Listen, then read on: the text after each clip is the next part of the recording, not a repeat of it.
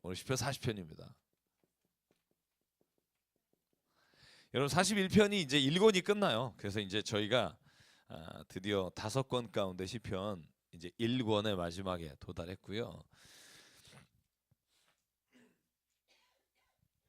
시편은 사실 뭐 우리가 신학적으로나 아니면 본문을 이해 못해서 어떻게 이해해야 될까 이런 의도보다는 시편을 읽으면서 나는 하나님께 어떻게 기도해야 되지? 또 하나님을 찾을 때 어떻게 찾아야 되지? 이런 마음을 가지고 읽으면 훨씬 더 좋을 거라 생각을 해보고요.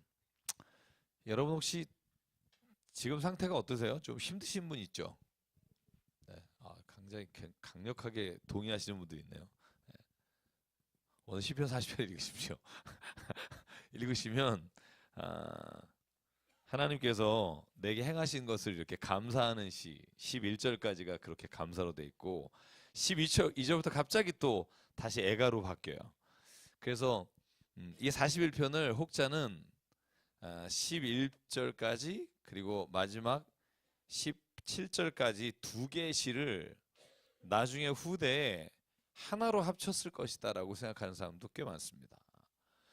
여러분 다윗의 시가 원래 이렇게 쭉 1편부터 오늘 41편까지 쭉 쓴 게 아니라 다윗의 시를 나중에 이렇게 모아서 하나로 편집할 때 그때 이 40편은 두 개의 시가 합쳐졌을 가능성이 높다. 여러분 읽어보시면 아마 그런 느낌이 있을 거예요. 11절까지는 가지고 있던 다윗이 하나님에 향한 감사의 고백이 갑자기 12절에 보면 내 죄로 인해서 당하는 고통으로 인해서 하나님 앞에 또 다시 애가를 드리는 분위기로 이렇게 바뀌어요.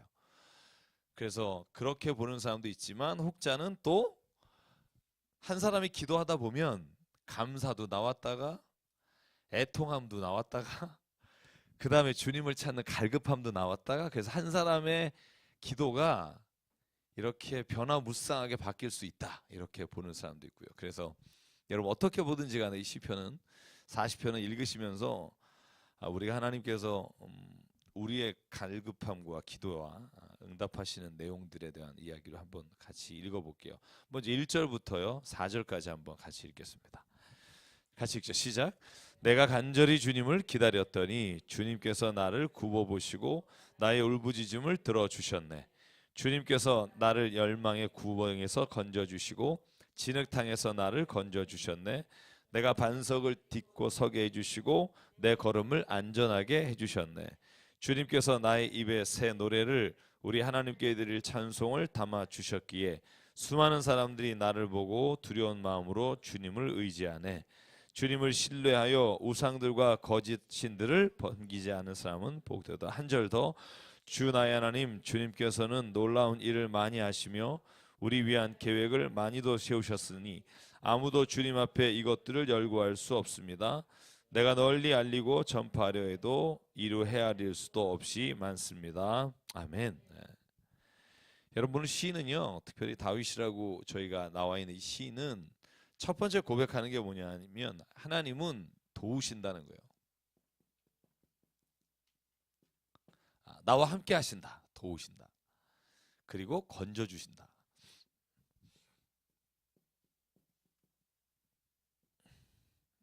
여러분 우리가 이걸 원하잖아요. 그죠? 아멘 하시면 고맙습니다. 네. 우리가 기도하는 목적이 뭐예요? 주께서 우리를 도우시고 건져내시고 우리의 모든 삶의 자리에서 하나님께서 응답하기를 원하시잖아요. 그죠? 근데 이 시는 그 앞에 그런데 한 가지 전제를 둬요. 근데 시편의 모든 시가 같이 가지고 있는 거 있어요. 그게 뭐냐면 어떤 자에게 주시냐면 기다리는 자에게 주시.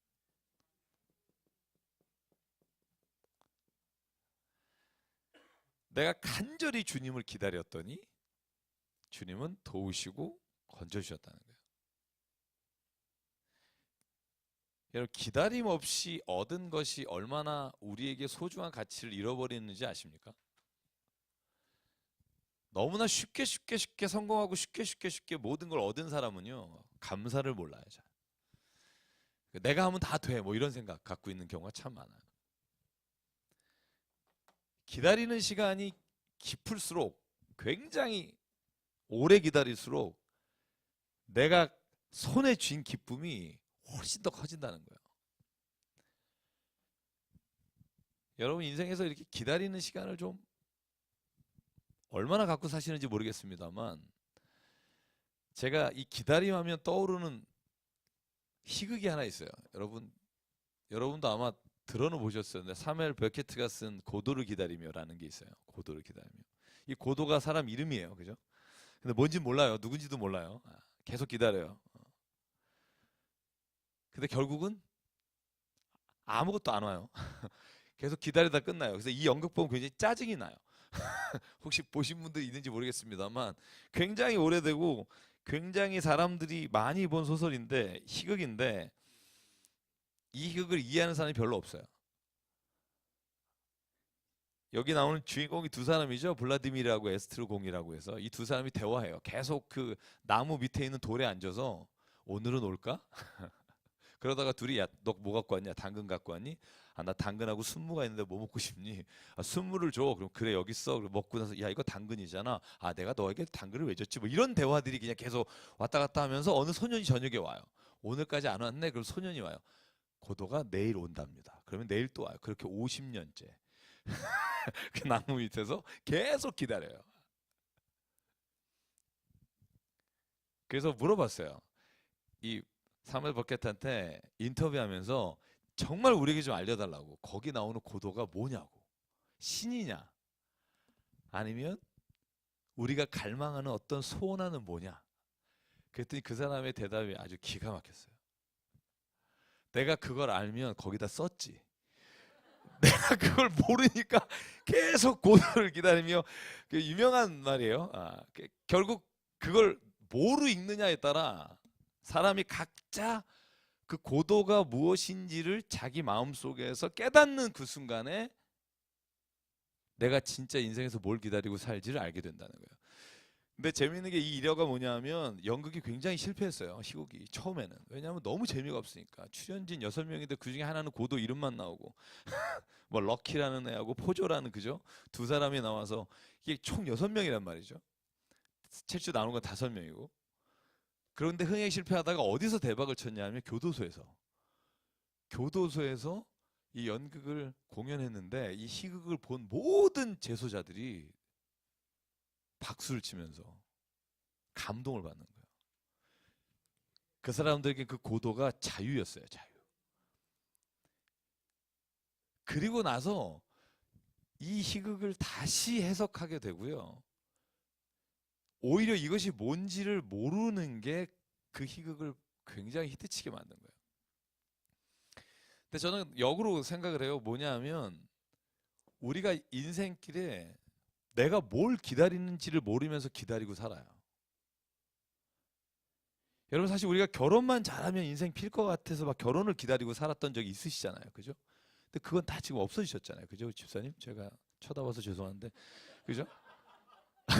그럼 내가 결혼을 기다린 건가? 사실 결혼이라고 하는 것을 통해서 내가 원하는 게 있었다는 거죠. 근데 그게 못 채워지잖아요. 그러면 이제 어디로 가요? 이제 자식한테 가요.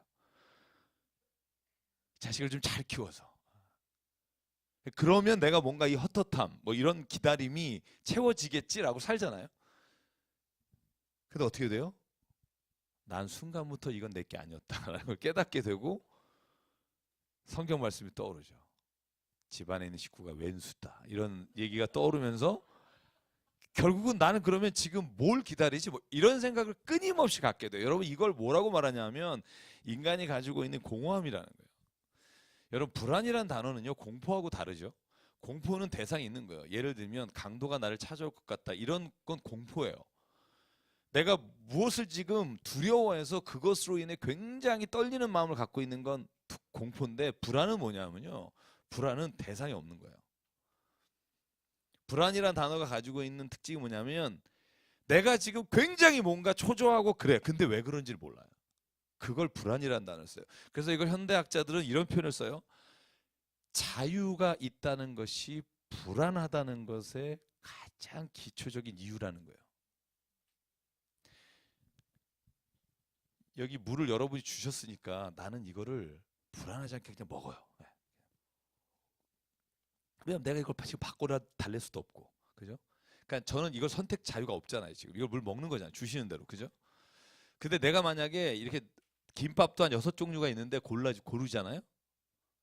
고르고 난 다음에 그런 생각이 내가 잘 골랐나? 저 사람께 더 맛있으면 어떡하지? 그죠?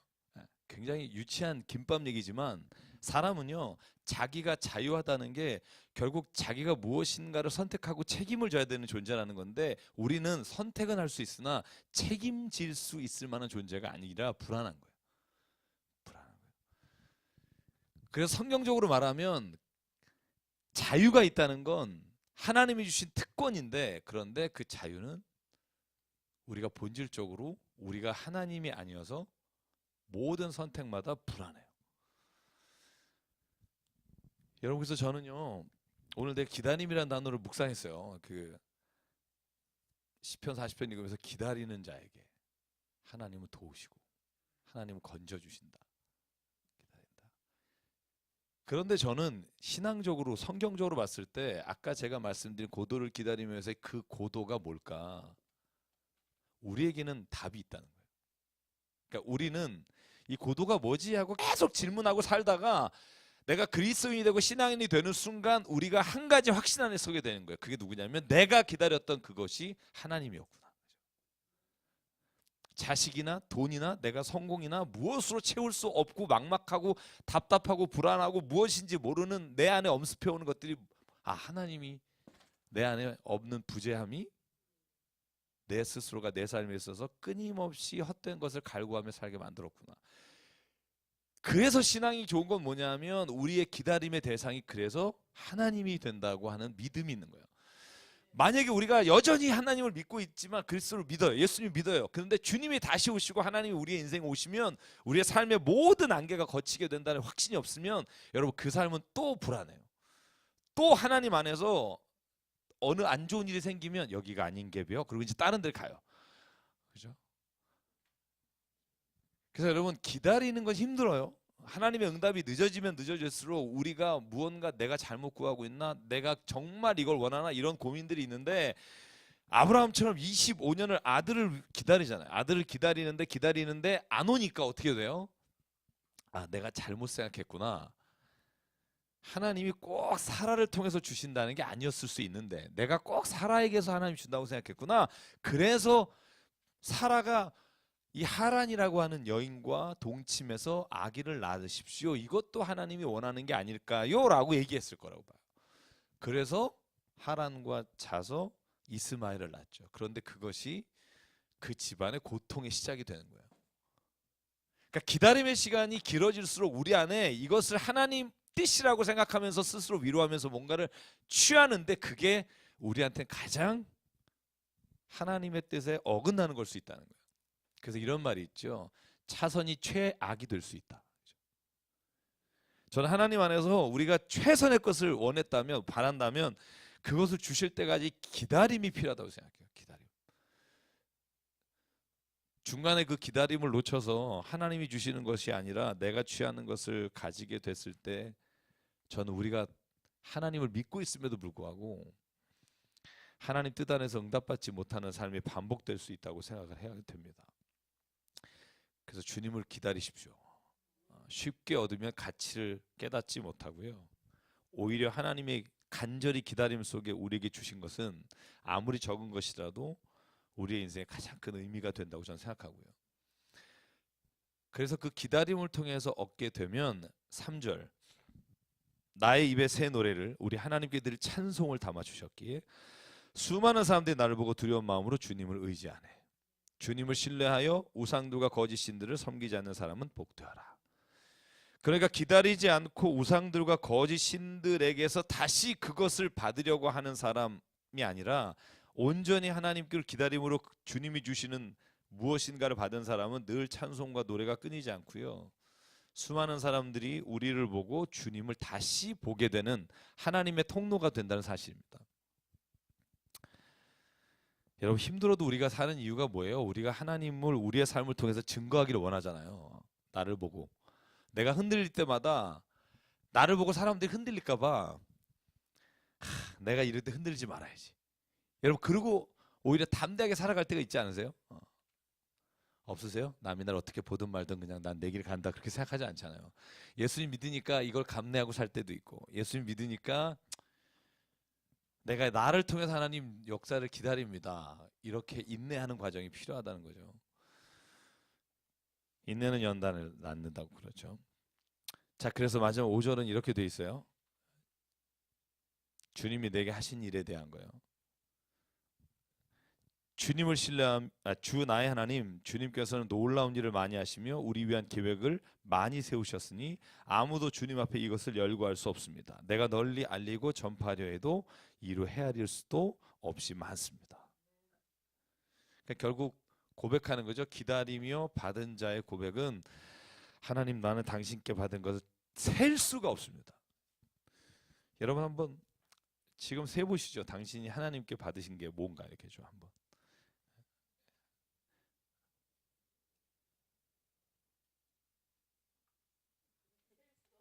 셀 수가 없습니까?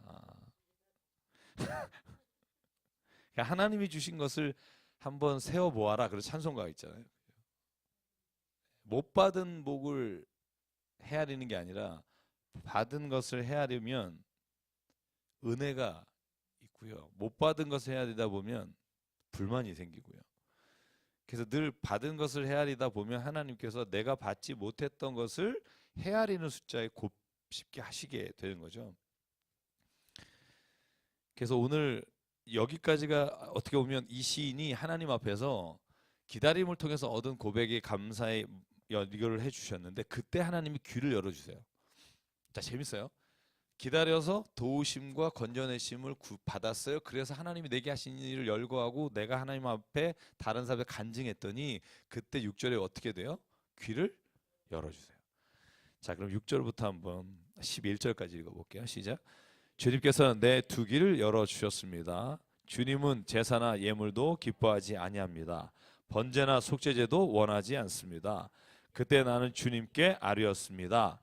나에 관하여 기록한 두루마기 책에 따라 내가 지금 왔습니다. 나의 하나님, 내가 주님의 뜻 행하기를 즐거워합니다. 주님의 법을 제 마음속에 간직하고 있습니다.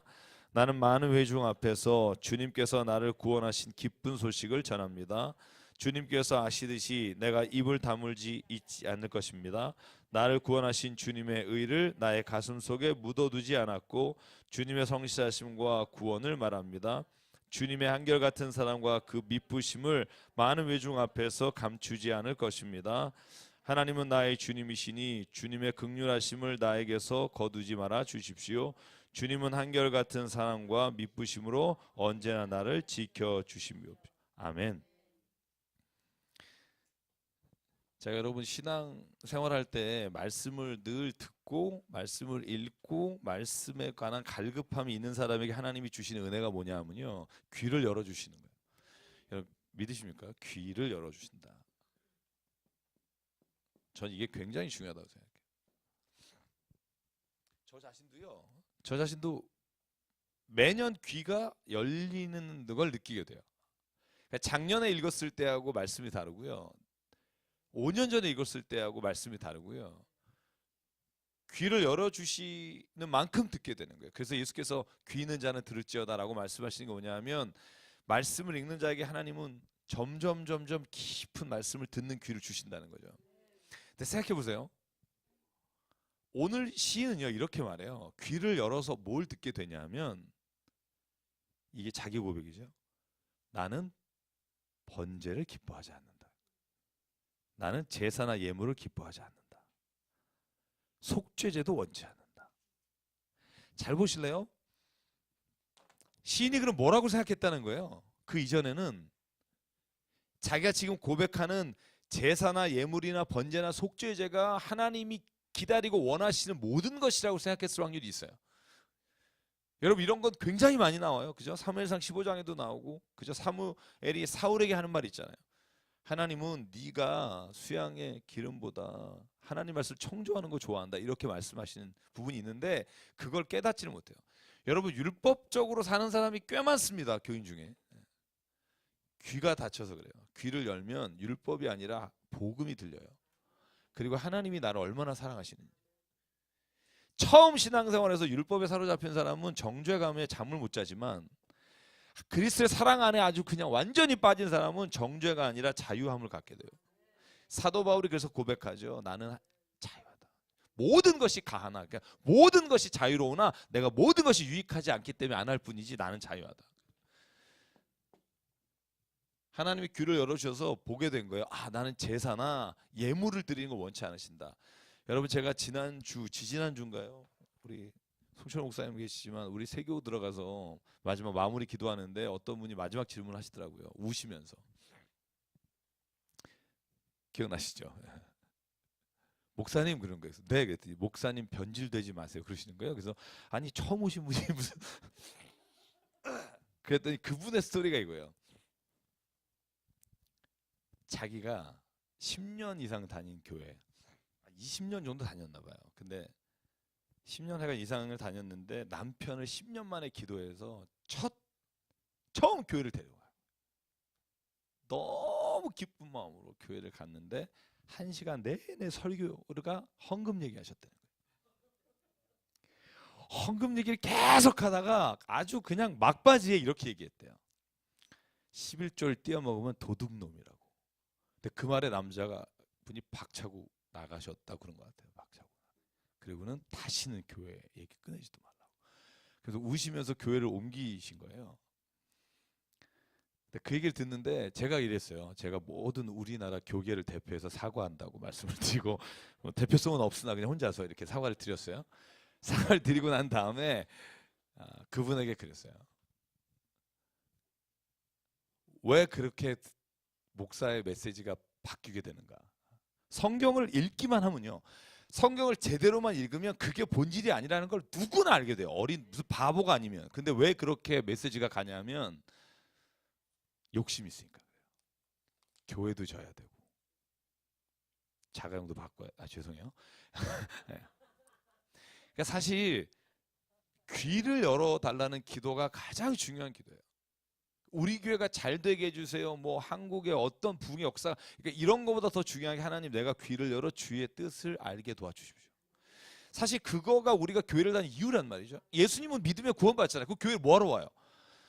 저는 우리가 하나님의 뜻을 따라 세상을 섬기고 우리 교회를 통해 하나님의 복음이 전달되고 우리가 축복의 통로가 되는 것이 첫 번째 목적이라면 그걸 이루기 위해서 가장 필요한 게 뭐냐면 하나님의 뜻을 구하는 거예요. 귀를 여는 거예요.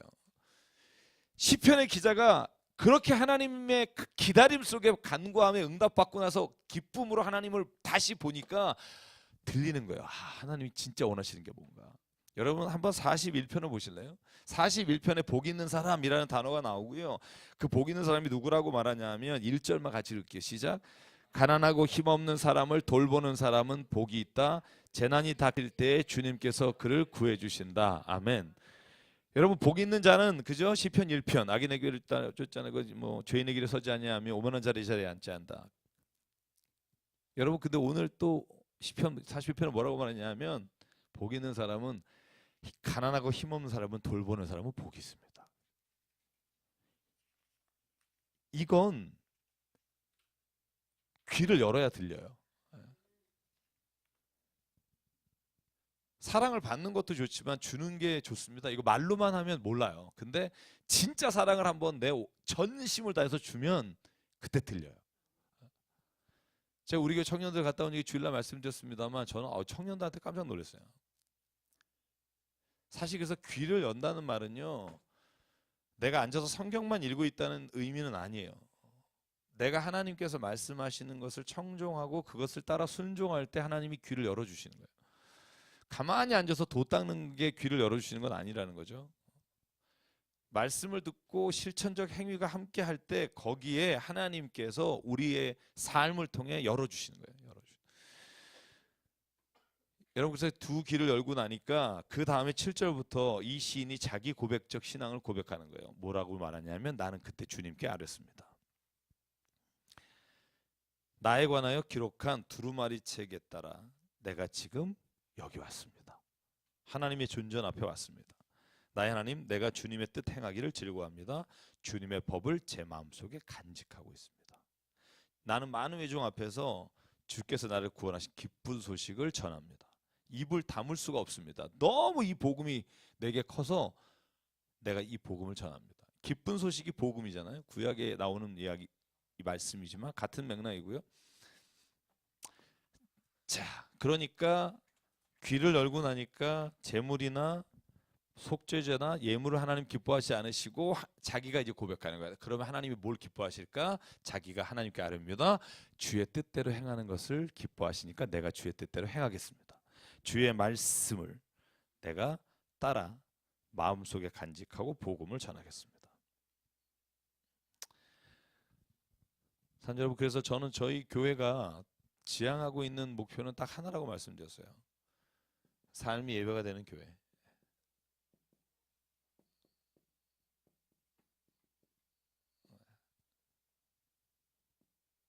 지향점은 삶에 있고요. 우리가 드리는 모든 예배가 삶 속에서 이루어지는 예배가 돼야 된다는 거. 사실 그게 저는 성경 말씀을 읽으면서 하나님이 오늘 우리에게 가장 기뻐하시는 뜻이 아닐까? 그런 생각을 갖고요. 여기 있는 분들이 힘들더라도 그 삶의 자리에 한 걸음 한 걸음 나가게 될 수 있으면 참 좋겠습니다. 자, 그런데 이제 12절부터는요 완전 분위기가 달라져요. 여기까지 이렇게 은혜롭게 가요. 은혜롭게 주님 한결같은 사랑, 그 미쁘신 것 감출 수 없습니다. 주님 긍휼하심을 거두지 마십시오. 그리고 12절부터 17절까지가 이 시인이 굉장히 심각하게 하나님 앞에 죄를 회개하는 애가로 되어 있습니다. 12절부터 같이 읽어볼까요? 시작. 이루다 헤아릴 수도 없이 많은 재앙이 나를 에워쌌고 나의 죄가 나의 덜미를 잡았습니다. 눈앞이 캄캄합니다. 나의 죄가 내 머리털보다도 더 많기에 나는 희망을 잃었습니다. 주님 너그럽게 보시고 나를 건져 주십시오. 주님 빨리 나를 도와주십시오. 나의 목숨을 앗아가려는 자들이 모두 다 부끄러워하게 하시고 수치를 당하게 해주십시오. 내가 재난받는 것을 기뻐하는 자들이 모두 뒤로 물러나서 수모를 당하게 해주십시오. 깔깔대며 나를 조소하는 자들이 오히려 자기들이 받는 수치 때문에 놀라게 해주십시오. 그러나 주님을 찾는 모든 사람은 주님 때문에 기뻐하고 즐거워할 것입니다. 주님께서 구원하여 주시기를 바라는 사람은 쉬지 않고 이르기를 주님은 위대하시다 할 것입니다. 나는 불쌍하고 가난하지 주님 나를 생각하여 주십시오. 주님은 나를 돕는 분이시요 나를 건져주는 분이시니 나의 하나님 지체하지 말아 주십시오. 아멘. 잘 보실래요? 시인은 기다려서 응답 받았고요. 그리고 하나님이 도우시고 건지시는 은혜를 체험하고 하나님 앞에 간증했어요. 입으로 간증하고 이 기쁨을 참지 못해서 나가서 전파하고 그 긍휼하심에 대해서 하나님 앞에 살아갔는데, 그런데 12절에 보면 그렇게 사는 사람에게도 변함없이 끊임없이 나타나는 게 있다는 거예요. 그게 뭐죠? 헤아릴 수 없는 재앙이죠. 헤아릴 수 없는 재앙이에요. 그냥 재앙이 아니라. 자, 여러분 제가 한번 5절 한번 보실래요? 5절과 12절은요 반복되는 문구 하나가 있어요. 그게 뭐냐 하면 헤아릴 수 없습니다. 자, 아까 제가 여러분에게 물어봤죠. 5절에 헤아릴 수 없는 목록이 뭐예요? 주님이 내게 베푸신 도우신 것, 계획, 헤아릴 수 없어요. 자, 이거 저는 여러분 좀 잘 보셨으면 좋겠어요. 헤아릴 수 없어요. 하나님의 은혜, 그죠? 하나님의 도우심 헤아릴 수 없어요. 근데 그런 삶이어도 이 땅의 재앙은 또 헤아릴 수 없이 와요. 하나님의 은혜 안에 거하고 하나님의 그 모든 베풀어 주신 계획 안에 있으면 재앙이 떠나가면 좋은데, 오늘 시인은 뭐라고 하냐면 이 헤아릴 수 없는 똑같은 단어예요. 똑같은 단어. 의도적으로 이걸 생각하고 썼는지 아니면 기록하는 가운데 그것이 두 단어가 매칭이 됐는지 정확히는 알 수 없지만 하나님의 도우심과 은혜가 끊임없이 헤아릴 수 없이 매일매일 고백되면서 동시에 인생의 재앙도 내 죄로 인한 괴로움도 끊임없이 헤아릴 수 없이 반복되는 거예요. 저는 그게 인생이고 동시에 구원받은 그리스도인이 가지고 있는 가장 힘든 대목이라고 생각해요. 힘든 대목. 자, 그럼 제 질문 하나 할까요? 하나님은 왜 구원받은 자, 은혜롭게 살아가는 자, 하나님이 정말 우리의 모든 것을 베풀어 주고 건져 주신 자에게 재앙을 끊임없이 두실까요? 여러분이 뭐 대답 안 하실 줄 알지만 하여간 혼자서 이렇게 왜 그러실까요? 진짜 하나님은 재앙을 끊임없이 주시는 걸까요?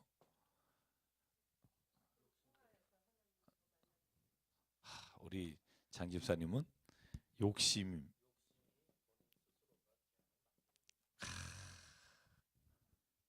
요즘 많이 힘드신가 봐요. 이걸 아시기가 쉽지 않은데. 지금 뭐라 하시냐면 재앙을 하나님 주시는 게 아니라 도와주심에도 불구하고 더 큰 욕심들이 생김으로 인해 그 욕심이 스스로 재앙의 물꼬가 된다. 어우, 확 정리가 되는데요. 저도 그 사무엘 버켓하고 비슷해요. 제가 정답을 알면 제가 썼죠. 제가 들으면서 저 정리하는 중이에요. 그러니까 예. 또 왜 인생길에 재앙이 네? 교만, 불순종. 뭐 이거 다 불순물 제거. 또 이거 제가 몰랐던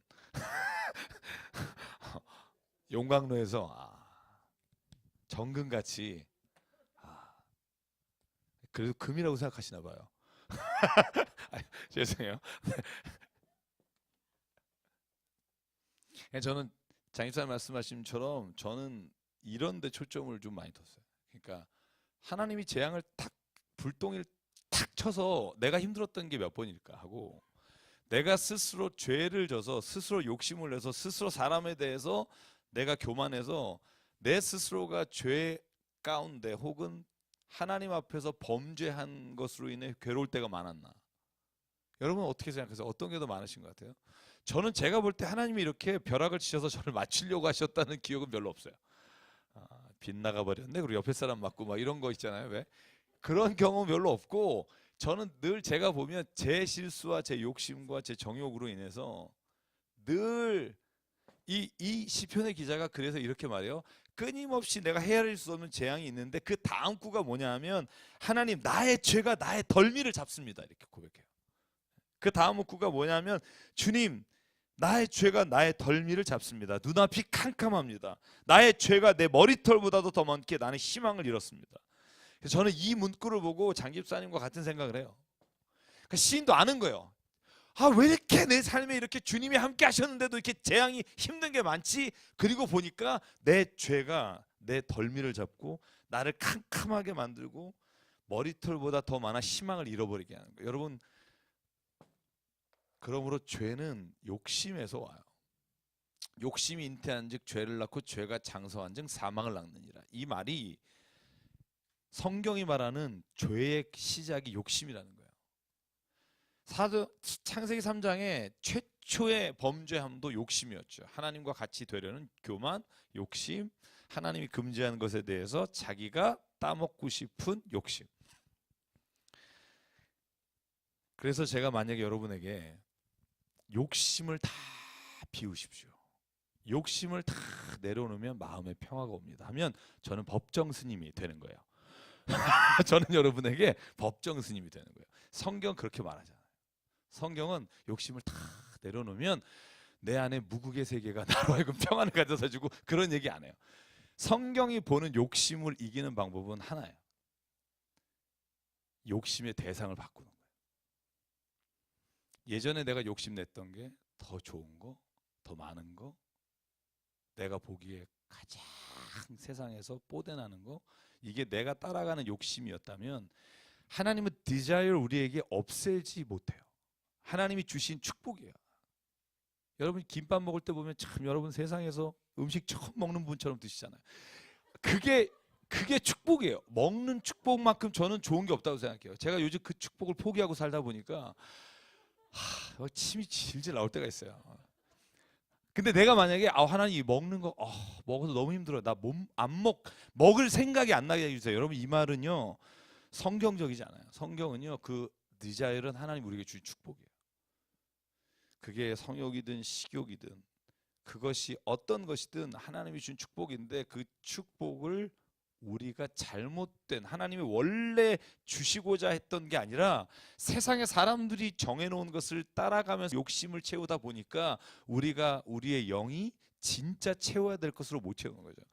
그래서 새 사람을 입으라 할 때 사도 바울이 에베소 4장 22절에 하는 말을 기억하시라니까요. 너희가 죄에 사로잡혀 있는 옛사람을 벗어버리고 그리고 의와 진리의 거룩함으로 지으심을 받은 새 사람을 입는 거예요. 그죠?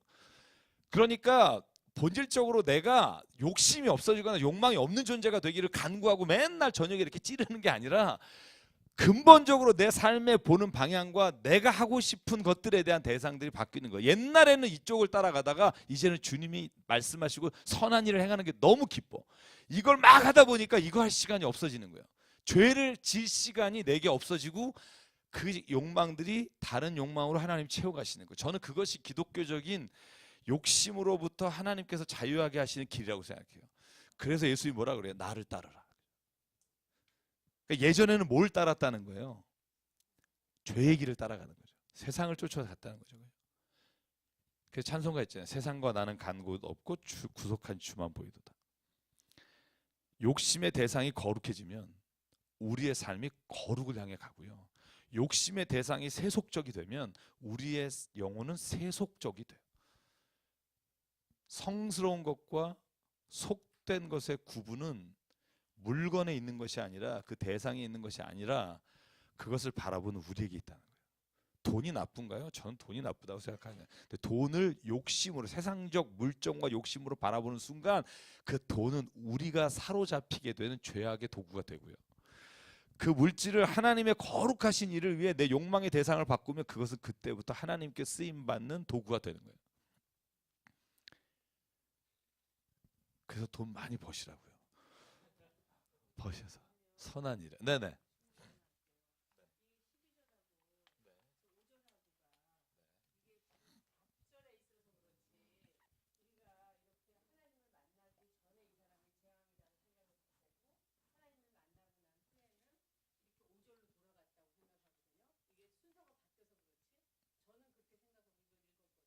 네, 그렇게 읽을 수도 있죠.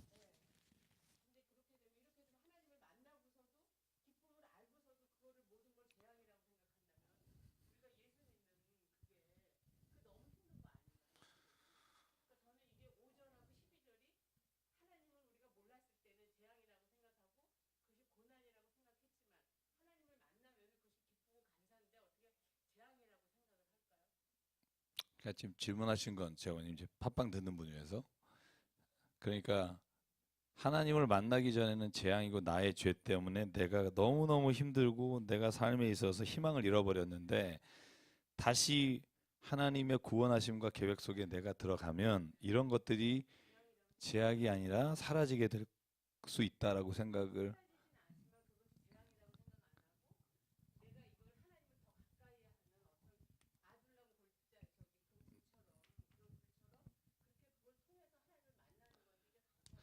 그러니까 이분도 이걸 재앙이라고 썼지만 나를 괴롭히시기 위해서 하시는 재앙이라는 의미로 쓰진 않았을 거고요. 아까 말씀드린 대로 이 재앙은 결국 내가 죄로 인해서 내 스스로 겪는 것이기 때문에 하나님으로부터 왔다고 생각은 안 하고 있다고 생각하고요.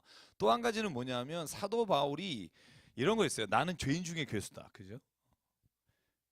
사도 바울이 죄인 중에 괴수라고 쓴 건 그가 문건을 쓴 전기 작품이 아니라 후기 작품이에요. 다시 말하면 사도 바울이 사도가 돼서 전 세계를 전도하고 다닌 뒤에도 오라 나는 곤고한 자로다.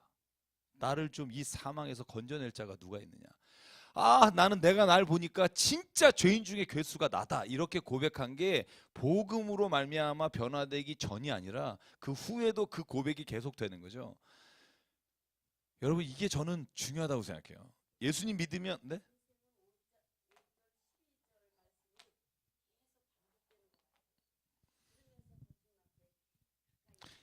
그러니까 제가 늘 말씀드리지만 반복이요. 잘 보세요. 반복이 이렇게 반복되는 거라고 생각하시진 않을 거라고 생각해요. 반복이 뭐냐면 이렇게 반복될 거예요. 그죠? 네. 저는 이 시인의 고백이 계속 쳇바퀴 돌듯이 은혜로웠다가 재앙이었다, 은혜로웠다, 재앙이었다 이게 아니라 은혜였다가 다시 또 내 삶의 죄로 인해 고통 당하나 또 더 하나님께 가까이 가서 떨어져서 갔다가 다시 이렇게 가는 거죠. 그죠? 아, 요단강 건너갈 때까지 이거 하는 거죠. 그죠?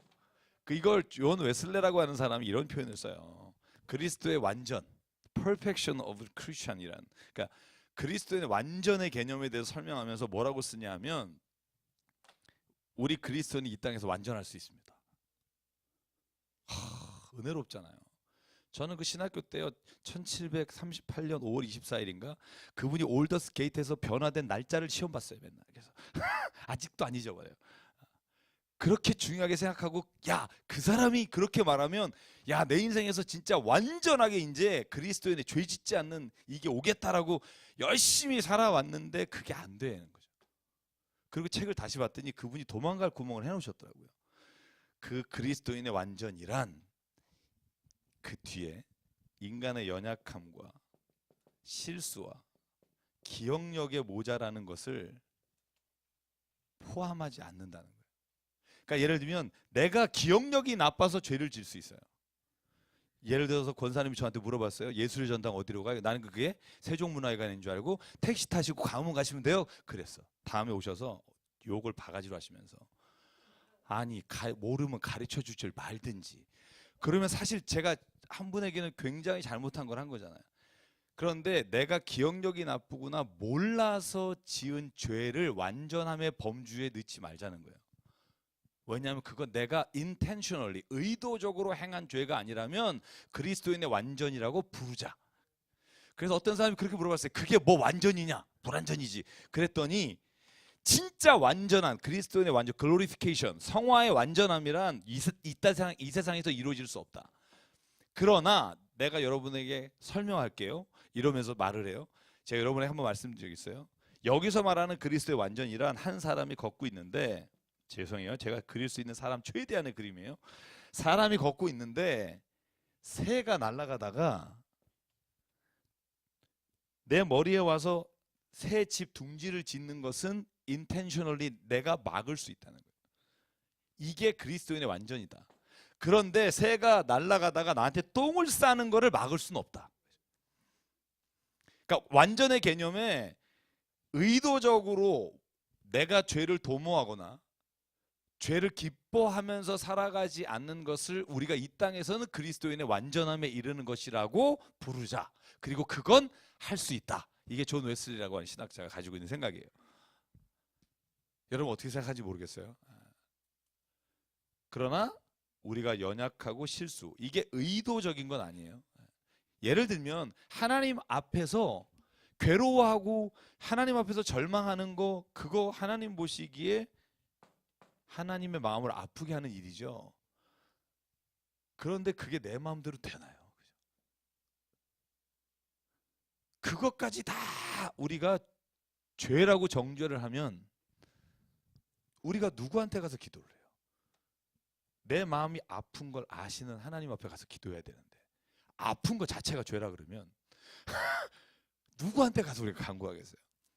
그래서 우리가 연약하기 때문에 하나님 앞에서 하나님 왜 이런 겁니까? 라고 말하는 것도 저는 그리스도인이 하나님이 주신 특권이라고 생각해요. 제가 여러분 말씀드렸잖아요. 기도는 특권이에요. 왜냐하면 기도 하나님이 안 믿는 사람이 무슨 어떻게 기도를 해요? 뭘 믿어야 기도를 하지, 그죠? 그래서 탄식도 축복이고 기도도 축복이고요. 하나님 앞에 나가서 무엇인가를 할 수 있다는 건 다 축복이라고 생각해요. 그래서 저는 헤아릴 수 없는 우리의 죄가 욕심이 끊임없이 우리를 또한 힘들게 할 거예요. 그런데 그것을 대항하고 그것으로부터 다시 헤어나오고 회복되는 속도가 빨라지는 것, 그것이 저는 신앙의 성숙이라고 생각해요. 옛날에 한 번 막 빠지면 막 한 달을 쫙 들어가서 막 헤어나지 못했는데 요즘은 빠져서 이틀 만에 나오고 막 이런 거 경험 없으세요? 네. 저는 그게 그리스도인이 죄로부터 해방돼가는 길이라고 생각해요. 해방돼가는 길이에요. 그런데 정말 힘든 게 이런 거는 거죠. 옆에서 나를 너무 괴로운데 조롱하며 수치를 주며 깔깔대고 조소하는 자들. 15절에 오히려 자기들이 받는 수치를 놀라게 해 주십시오. 자, 14절 15절은요. 이 시인을 조롱하면서 고통당할 때 잘됐다고 옆에서 깔깔거리는 사람을 향해서 하나님이 그들을 물리쳐 달라는 기도예요. 여러분, 저는 이런 기도, 제가 지난주에 강조했죠. 기도하시라고.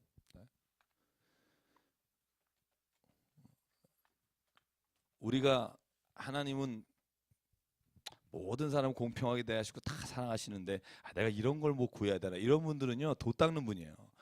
하나님은 탄식하고 구하고, 하나님 저 원수를 좀 물리쳐 주십시오라고 하나님 앞에 기도할 수 있는 사람이 아들이에요. 저는 이 기도를 하나님께, 여는 자신 있게 다윗은 드리잖아요. 나를 조소하는 사람, 나를 비웃는 사람을 수치를 당하게 해주십시오. 그러니까 기본적으로 이 말은 뭐냐면, 역으로 말하면 나는 다른 사람이 고통당하고 죄로 인해서 어려움을 당할 때도 조소하거나 그를 깔깔대고 비웃지 않겠습니다라는 말이에요. 제가 최모 여사 이야기를 종종 합니다만 제가 지나치게 비난하지 않으려고 애를 써요. 왜냐하면 그렇게 하면서 내 스스로가 가지고 있는 내 안에서의 죄성이 드러날 때가 있어요. 제가 학생들하고 강의하면서 그런 얘기했어요. 제 고민을 얘기했어요. 제가 여기서는 얘기 안 했는데, 제 안에 고민이 뭐냐면 늘 그렇게 말해요. 교회 열심히 다니고 헌금 많이 한 사람이 세금 떼먹고, 그죠? 내야 될 거 안 내고 뒤로 빼돌려서 그걸 헌금하면 하나님이 기뻐하실까? 이게 제가 생각하는 아주 굉장히 그냥 제가 맨날 강조하는 사항이잖아요. 근데 어느 하나님이 저한테 그런 얘기를 하시는 거예요. 제 마음에. 기철아, 그러면 세상에 세금 또박또박 잘 내고 법 준수 잘하고 정말 이 세상에서 정말 퍼펙트 맨이면 그 사람이 하나님 기뻐하는 사람이겠니? 근데 그렇지 않을 수 있다는 생각이 드는 거예요. 갑자기 제가 가지고 있던 기준들에 대해서, 아까 여기 시편의 기자이면 귀가 열리면서 아닐 수도 있겠다. 제일 좋은 답은 그거죠. 둘 다 잘하자. 이런 뭐 누구나 할 수 있는 얘기인데 예를 들어서 그냥 내가 정말 하나님 앞에 정말 교회를 건축하는 것, 교회 뭘 하는 것, 뭐 하는 것이 내가 정말 삶이라고 생각하고 했어요. 그런데 세법으로 이렇게 내는 거는 내가 이걸 좀 내가 이 사람들이 잘 안 쓰는데 이러면서 자기를 합리화하는 건지 모르지만 그렇게 해서 했다 그럴 때 하나님이 넌 이랬으니까 내가 너를 구원하지 않겠다, 너를 미워한다 이렇게 말할까? 잘 모르겠더라고요. 사실 우리도 편법은 하잖아요. 불법은 안 하려고 했지만 편법을 안 하면 이 나라에서 사업을 못 해요. 모르겠어요. 제가 아는 견지에서 우리 이 집사님 어떠신가요? 그런 고민 많이 했는데, 그죠 우리? 그러니까 불법인 줄 알면서도 속여가면서 하는 것은 우리가 피하지만 편법으로 얼마든지 할 수 있는 범위 안에서 하는 건 저희도 해요. 근데 그걸 하고 안 하고가 하나님이 사랑하시고 구원하시고 하나님이 그의 기도를 들어주시는 기준이 될까?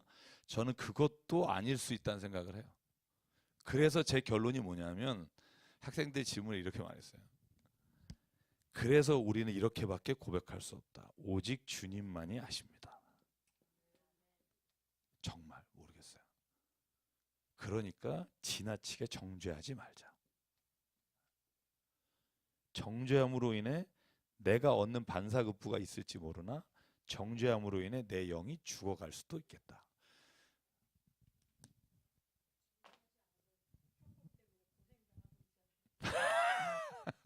그러니까요.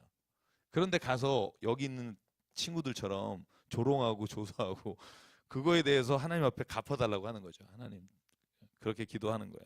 41편도 뒤에 똑같은 내용이에요. 친구들이 와서, 원수들이 와서 나를 계속해서 병상에 있는데 야, 너 그러다 죽어라 이렇게 말하는 친구들이 온다는 거예요. 아주 세상에 별의 사람 다 있잖아요. 그죠?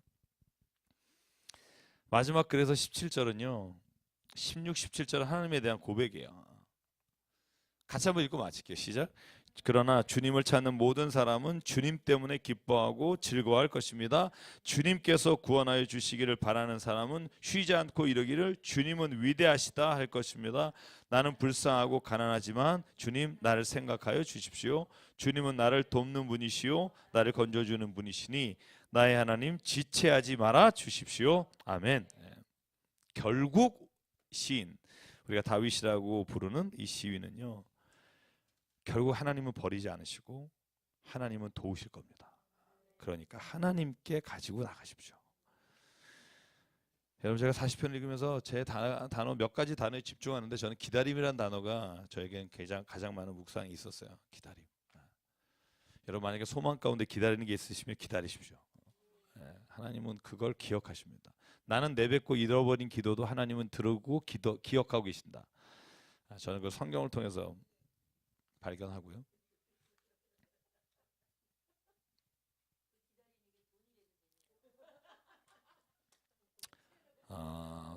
돈 액수가 클수록 좋죠. 됐죠, 이제? 자유로우시죠? 네. 네. 근데 아까 말했지만 늘 우리가 그럴 때 조심해야 되고, 저는 세상적인 기도도 해야 돼요. 자녀가 대학 가는 거 기도 안 하는 사람 그건 엄마도 아니죠. 아빠도 아니에요. 그건 정말 사랑하면 기도하죠. 엄마 아빠 아닌 분 있나요 여기? 네. 옆집 엄마 해야죠. 근데 문제는 뭐냐면 내가 이걸 간절히 구하는 게 내 소망이 돼서 내가 유일하게 하나님 같이 바라는 것은 하나님께서 성경은 질투하시는 하나님이라고 하잖아요. 그 말은 뭐냐면 하나님이 질투해서 너를 망하게 할 것이다라는 의미가 아니에요. 성경적 의미는 항상 또 하나의 해석이 필요해요. 네가 그렇게 살면 너의 삶의 인생에 있어서 진짜 생명의 길로 못 간다는 거예요. 하나님이, 내가 늘 말씀드리잖아요. 하나님이, 내가 하나님의 법을 지키고 말씀 지키고 삶으로 인해서 하나님이 득보는 게 뭐가 있어요? 없다니까요. 내가 진짜 막 죄 안 짓고 살아서 하나님이 막 그걸로 덕보시는 거 없어요. 죄를 안 지면 내가 하나님 앞에서 살아갈 때 실수 범하지 않고 후회하지 않는 삶을 사니까 그 길을 걸어가라고 우리를 위해 주신 거예요. 저는 어렸을 때부터 왜 그 어머님이 안식교 출신의 그 사모님이셔서 뭐 하면 안 된다, 뭐 하면 안 된다, 뭐 하면 안 된다, 이 율법의 365개 조항이 하지 말라잖아요. 그죠? 매일 한 가지씩. 근데 저는 그래서 어렸을 때 뭐 했냐면, 아우 내가 이제 교회만 안 다니면, 대학 가서 교회만 안 다니면 내가 이거 안 해도 되는데, 왜? 그거 나 하기 싫은데 하나님이 계속 하라고 하는 거니까. 그런 생각을 했어요. 자세한 설명을 못 들었으니까. 근데 지금 깨닫는 게 있어요. 하지 말라는 이유는 하나님을 위해서가 아니에요. 너무 사랑하는 자식이 그 길을 가다가 나중에 후회하고 사람들에게 상처받고 본인 스스로가 자멸하는 걸 뻔히 아시니까 너를 위해 가지 말라는 거를 지금 깨닫고 나니까 그게 은혜인 거예요. 나를 막아쓰고 나를 괴롭게 하고 나를 이걸 못하게 하기 위한 하나님의 장치가 아니라 나를 너무나 사랑하셔서 그 길로 걸어가지 못하게 하신 하나님의 은혜의 통로가 되는 거죠. 그러니까 그걸 지킬 때 기쁜 거예요. 내가 다시는 수치를 당하지 않게 될 거다. 여러분, 말씀대로 살아서 수치 당하실 것 같아요? 절대로 당하지 않습니다. 우리가 다른 사람들에게 속이고 빼앗고 말씀대로 살지 않으니까 수치를 당하고 우리가 후회할 짓을 하는 거지, 주의 말씀이 우리의 등경이 돼서 우리의 삶을 비추기 시작하면 여러분 그 삶에는 후회가 없어요. 근데 그게 하나님이 좋아서가 아니라는 거예요. 우리를 위해서라는 거예요. 말씀을 지키십시오. 왜? 우리 자신이 하나님 안에서 자녀된 기쁨을 누린다니까요. 그러니까 돈을 기도하시더라도 저는 궁극적으로 그것이 하나님 안에 잡혀 있다면 저는 우리의 삶의 실수와 후회와 수치를 겪지 않게 하나님 해주실 거라고 믿어요. 네. 자, 41편 볼까요? 가난한 자를 돌보는 사람은 복이 있다. 그냥 명제예요. 데피니션. 가난한 자를 돌보는 자는 복이 있다. 복 있는 사람은 가난하고 힘없는 사람을 돌보는 사람이다. 두 가지 번역이 가능하죠. 그런 사람에게 하나님이 주시는 세 가지 복이 있어요. 첫 번째는 원수의 뜻에 맡기지 않는다.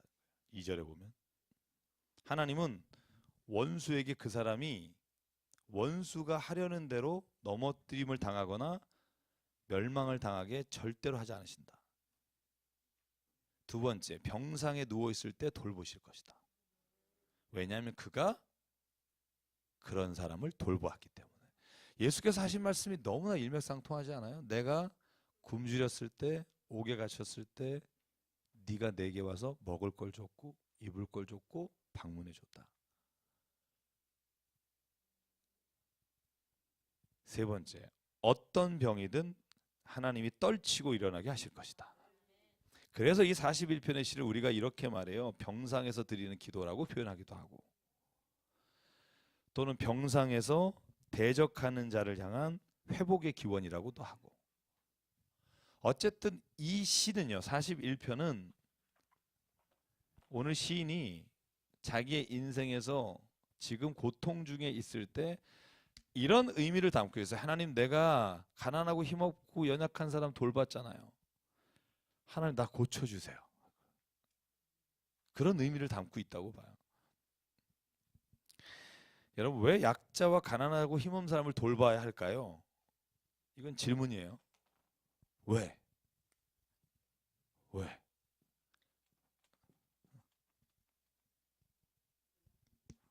네? 나를 위해서. 굉장히 이기적이시네요. 네. 왜 가난하고 힘없는 사람을 도와야 되느냐? 나를 위해서. 네. 아니, 좋은 말이에요. 저는 남 돕는 게 나를 위한 거라고 생각하는 분은 대단한 거죠. 왜 그럴까요? 아니, 생각은 해야 될 거 아니에요. 뭐 그냥 도와주면 되는 거예요. 그냥 왜 도와야 되지? 왜 돕는 사람은 복을 받죠? 고아와 가부를 돌보라고 하나님 말씀하셨으니까 고아와 가부를 돌보라고 하나님 말씀. 또 왜? 적어도 우리가 무슨 사고를 실천적 행위를 하려면 이것이 왜 해야 되는지에 대한 내 스스로 당위성을 있어야 될 거 아니에요. 왜 해야 되지?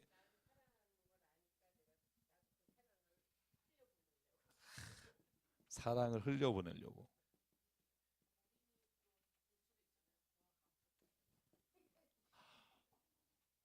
중요한 이유 중에 하나가 성경에 나와요.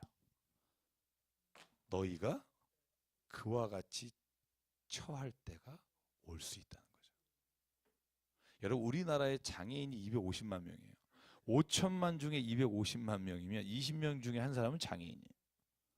근데 길거리에 잘 안 보이죠.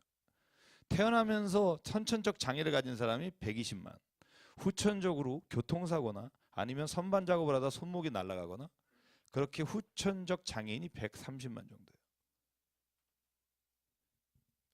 그러면 친척 중에 한두 분이 있다는 거예요.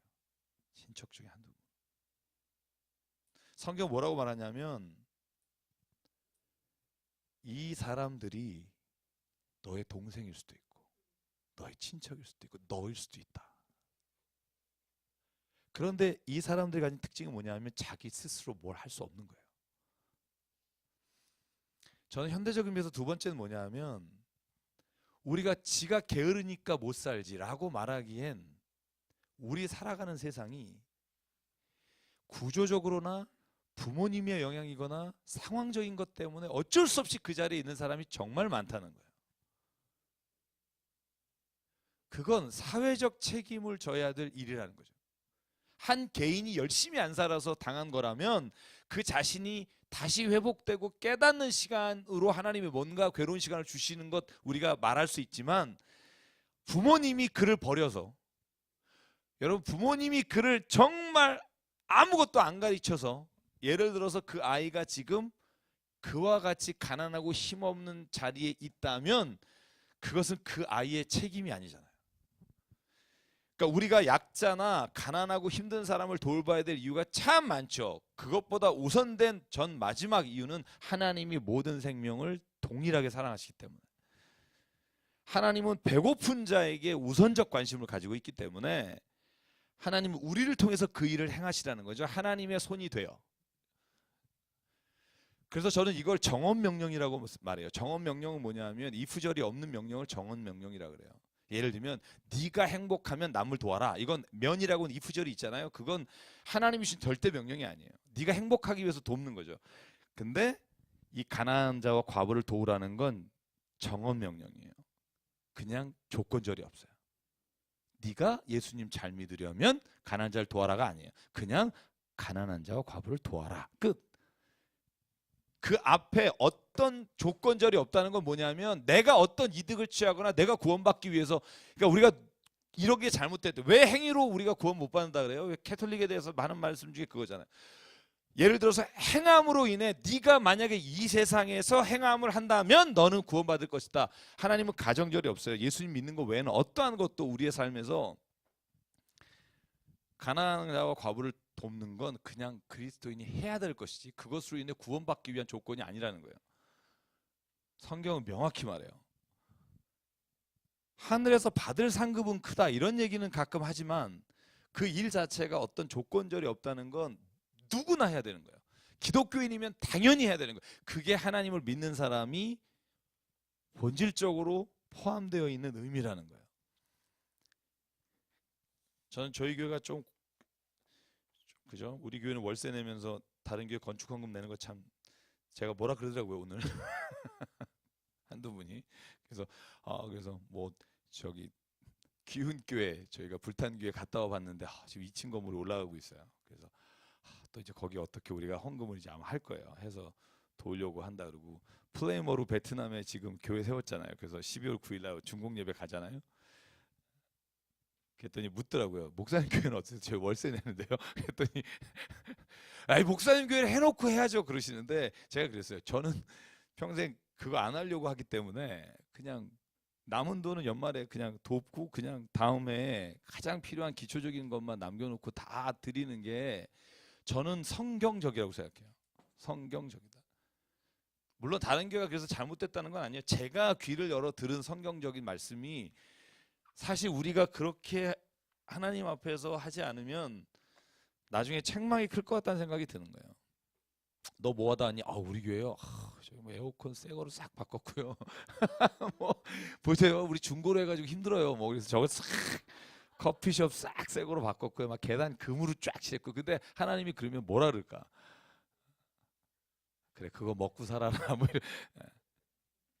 우리의 자랑이 뭐냐면 예수 그리스도의 복음을 말미암아 내 삶이 새 생명을 얻었고 내가 그러고 보니까 모든 사람들이 하나님의 사랑 안에 거하는 자로 보이고 그 사랑이 내게 흘러넘쳐 사람의 생명을 살리는 것으로 만들어주는 것. 그게 우리에게 보이기 시작하는 게 전 복음이라고 생각해요.